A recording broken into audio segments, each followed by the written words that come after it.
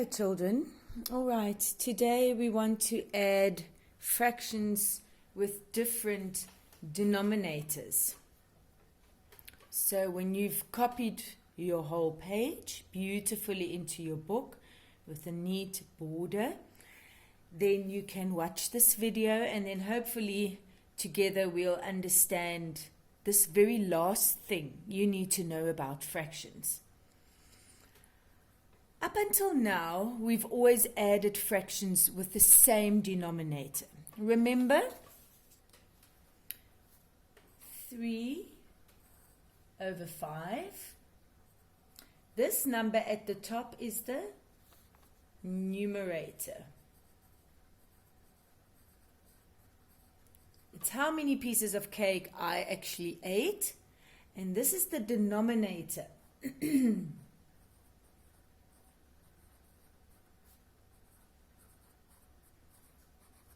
That's how many pieces the whole cake has been cut into. And they have a relationship with each other because I ate 3 of those 5 pieces. Good. So when we add or subtract fractions, up until now, we would do something like 6/8 plus 1/8, and then we would keep the denominator, which was 8, and then we would add 6 plus 1 is 7, and we can't reduce it any further. Right, this is what you've done up until now. Now, if you add fractions today, all this is about adding fractions that have 2 different denominators. For example, 2/4 plus 1/5. Can you see this number and that number is not the same? So we can't just add those pieces. If this was cake or pie, then this pie is cut into 4 pieces. And I ate 2. And that pie has been cut into 5 pieces. 5 is never that easy. 1, 2, 3, 4, 5. And I ate 1. You can't compare this piece to that piece. They are not the same size pieces. That's why I can't just add the pieces together that I ate. Because if you cut the cake into 5 pieces, each piece is actually just a little bit smaller than if you had to cut it into 4 pieces. Anyway, so I want to teach you how to do this. And actually, you already know how to do it because we've done it in the morning circles in mental maths without you even knowing. So listen to the video and don't be afraid. Just listen carefully. And if you don't understand it today, you can let me know and I will explain it again and again until you do understand it. Okay. But everybody can beautifully copy their 2 pages into their maths book. Right. Practicing fractions, number 16, that's the 10, that's the 5, and that's a 1, so together that's 16. Please reduce the following fractions perfectly by finding the highest common factor. Highest common factor. Well, you know how to do that. That's nothing new. You've been doing it since the very beginning. We reduce fractions perfectly by seeing which number fits into 66 and 36.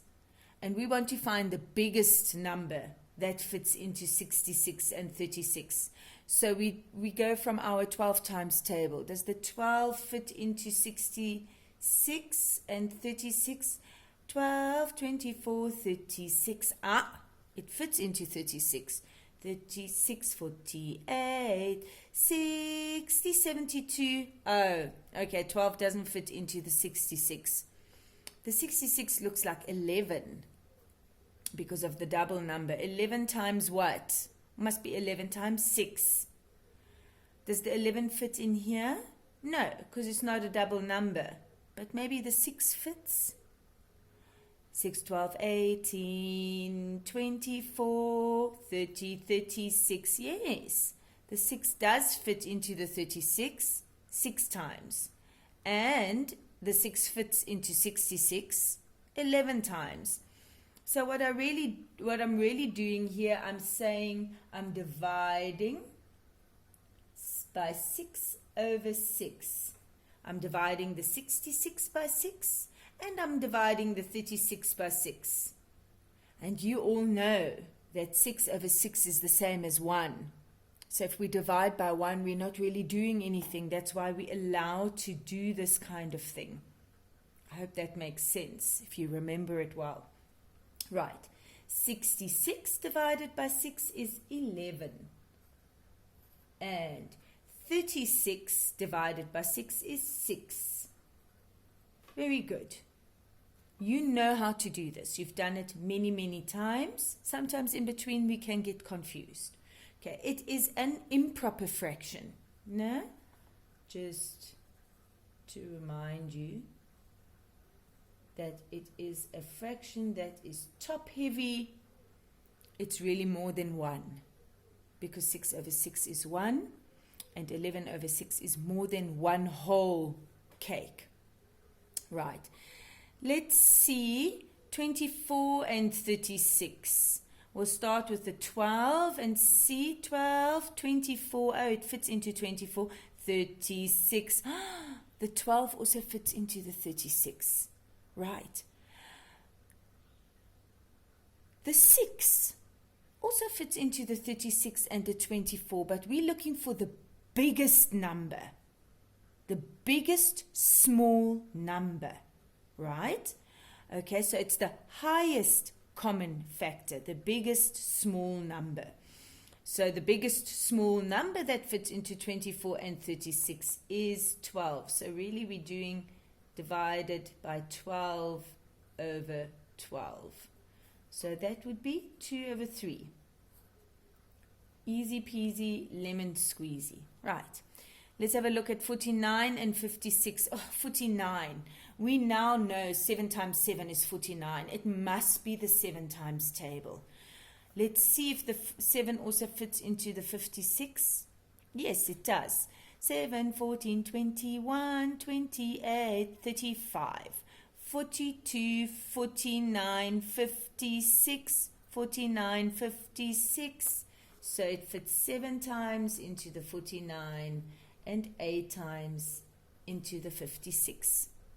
Both of these are actual, real, proper fractions. This one is an improper fraction, just to remind you. Good. So far, so good. Now, I want to find the lowest common multiple, LCM, lowest common multiple of the denominators of the following fractions. So when we speak of the highest common factor, then we divide the top number and the bottom number by a number that fits into both of them. When we speak of the lowest common multiple, we are only working with denominators. The lowest common multiple only refers to the bottom numbers, and we only use the lowest common multiple when we do plus and minus of fractions where the denominator is different.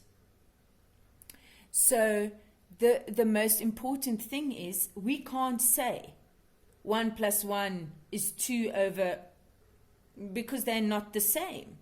We have to first make them the same. And that's why we have a lowest common multiple. It only works with the denominators. The highest common factor works with the top and the bottom number. The lowest common multiple works only with the bottom numbers, the denominators. Right. So we're looking for the smallest big number that these two can fit into. So again, to find the smallest big number that both of them can fit into, we have to sing the song of that one and see where do the two songs have something in common. So let's sing the song of 3. There was a clever class that could sing and count in threes. Listen carefully and remember them. 3, 6, 9, 12, 15, 18. 3, 6, 9, 12, 15, 18. Good. And then we're going to sing the song of 4. The melody. 4, 8, 12, 16, 20. Again. 4, 8, 12, 16. Which number does the 3 song and the 4 song both have? Clever class that could sing and count in threes. 3, 6, 9, 12.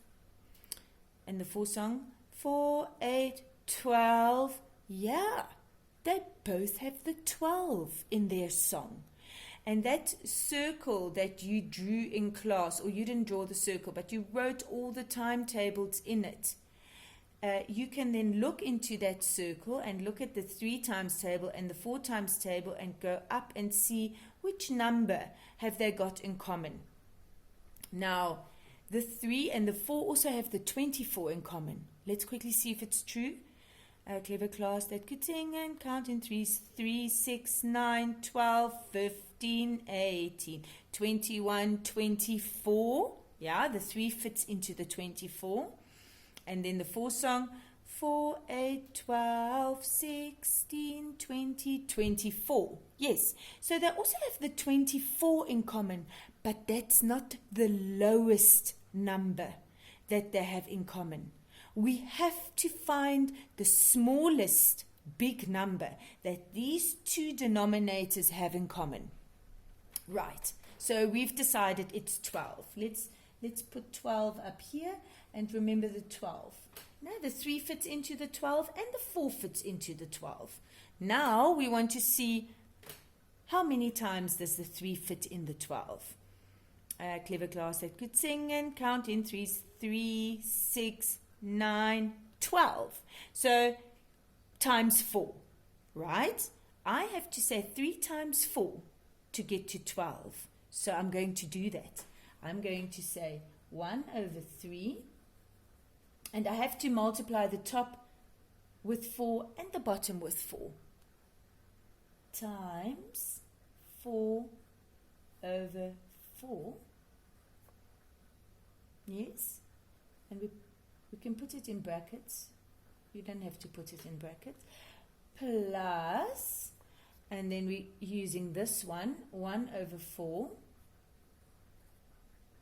And what do we have to multiply 4 with to get to 12? How many times do we have to sing to get to 12? 4, 8, 12, only 3 times. So I have to multiply the top and the bottom with 3 times 3 over 3. What we're really doing is we're saying, because 3 over 3 is 1 and 4 over 4 is 1, so we're not really changing anything. We're just helping ourselves to find a number that they both fit into. Okay. To find a common denominator, because we can't add anything if the denominator is not the same. So we're trying to get the denominator the same. Good. Now we're going to say 1 times 4 is 4 over 3 times 4 is 12. Plus, I've made my denominator a 12. And now I have to times it by a certain number, the top and the bottom, to actually make it 12. And this one we said we're going to multiply by 3 over 3 because 3 times 4 will be 12. Ooh, that doesn't look so good. It's because I'm writing skew. I'm not sitting nicely in front of my book. It stays skew. Okay, never mind. So 1 times 3 is 3. And 4 times 3 is 12. Okay. If you're a little bit confused still, please don't worry. You will not be confused forever. Okay, this is actually quite logical. And I will explain it to each and every one of you until you understand. So no stress. Okay, 12, the denominator now is the same. Now we can add the numerators. So the denominator stays the same. And then 4 plus 3 is 7. So that's actually our answer. 1 over 3 plus 1 over 4 is actually 7 over 12. We had to find a common denominator. And we found the common denominator by finding the lowest common multiple. Just a big word for finding a number that both of them can fit into, so that I can times this one by 4 to fit into 12, and I had to times the 4 by 3 to fit into 12. But you can't only times the bottom numbers. Whatever you do to the bottom numbers, you have to do to the top number, right? And in a way, it's a little bit opposite to the highest common factor, because there we divided the top and the bottom by a small number, and here we times the top and the bottom by a number to get to a bigger number. Okay, I can even confuse myself when I talk so much. So here I said the highest common factor is the biggest small number that can be divided into the numerator and the denominator. The biggest small number that can fit into this one and that one. You know it well. Of a single fraction. Now that's a single fraction. We use the highest common factor to reduce fractions perfectly. And you know how to do this quite well. Nothing new. Now the lowest common multiple is the smallest big number into which both denominators of the fractions of an addition or subtraction calculation can fit.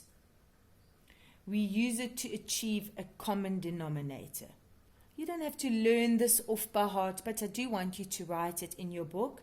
And I am aware that in our maths book, we don't every time leave a line open when we write, because if we had to do that, there would be no space for maths. Okay, so it will be good practice for you in your arithmetic book to actually write in each and every line. I know all of this can sometimes be challenging. All right, so let's have a look at this.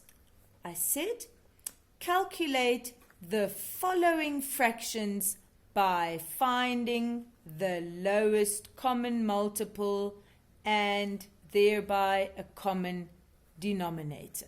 I said, remember, if you have a fraction 3 over 5, this is the numerator, that's the denominator. 4 plus and minus, the denominators must be the same. So they have to be the same. For example, and this you can do on your own. You can do 2 over 3 plus 4 over 3. I want you to do that on your own.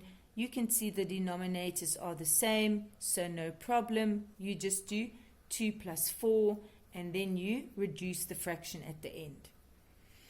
17 over 24 plus 1 over 24. Oh, yip, yay. 24 and 24. It's the same denominator, which means the whole has been cut into equally sized pieces, so I can actually just add the pieces that I ate. I can just say 17 plus 1 is 18 over 24. You can do those on your own. You've done them plenty. Now with the next ones, I will help you. If the denominators are not the same, we have to find the lowest common multiple. You must make them the same by finding the lowest common multiple. Okay, so let us try to do this. Okay, so if you ever get 2 over 4 plus 1 over 5, then you'll immediately see you can't just go 2 plus 1. Because over what? These pieces, if you cut something into 4, the whole into 4, your pieces will be bigger than if you cut it into 5 pieces, right? So that won't work. So we have to find the lowest common multiple of 4 and 5, the smallest big number that 4 and 5 fit into. So for that we have to sing the song of 4, or sing the song of 5. And they're very close together, so you don't have to sing too far. Let's see. 4, 8, 12, 16, 20, 24, 28. Good. Then let's sing the 5 song. 5, 10, 15, 20, 25, 30. Did you find any big number that both the 4 and the 5 fit into? 4, 8, 12, 16, 20, 5, 10, 15, 20. Yay! Okay, so it must be the 20. I'm just going to write the 20 here. The 20 is going to be our common denominator. Now we have to get the 4 to be a 20. 4 times what is 20? 4 times 5. So we're going to take that whole first fraction, 2 over 4, and we're going to say times 5 over 5. 2 over 4, sorry.